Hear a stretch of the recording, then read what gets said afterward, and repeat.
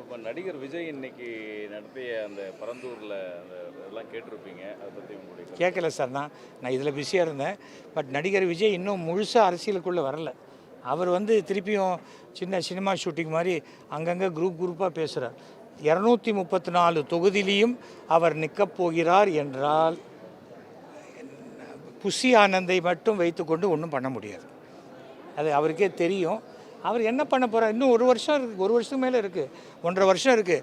1.5 வருஷத்துக்கு மேலே இருக்கக்கூடிய ஒரு விஷயத்தில் இப்போவே போய் நம்ம எதுக்கு அவரை விமர்சனம் பண்ணணும்? ஆனால் தேர்தல் என்பது வெறும் மேத்தமெட்டிக்ஸ், கூட்டணி கணக்கு, கூட்டணி ஓட்டு தான். தமிழகத்தின் வெற்றி தோல்வி என்பது ஒரு 3 அல்லது 4 லட்சம் ஓட்டுகளில் தான் தீர்மானிக்கப்படுகிறது. அந்த 4 லட்சம் ஓட்டை பெறுவதற்குண்டான ஒரு சூட்சமம் நான் சொல்லியிருக்கிறேன்.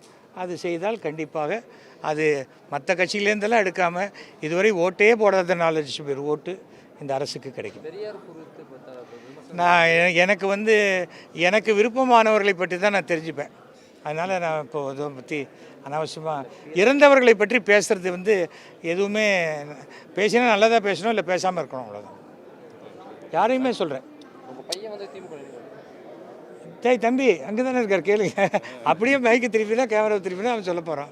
செய்வான், கண்டிப்பாக செய்வான். அவனுக்கு எல்லாருக்குமே நண்பர்கள் தானே. அரசியலுக்கு வர்றது தப்பு இல்லை சார், ஆனால் நேர்மையாக இருக்கணும், அவ்வளோதான். என் பையனே வந்தாலும் அவனுக்கு தான் சொல்லுவேன் நான். நன்றி சார், நன்றி. யார் சார்?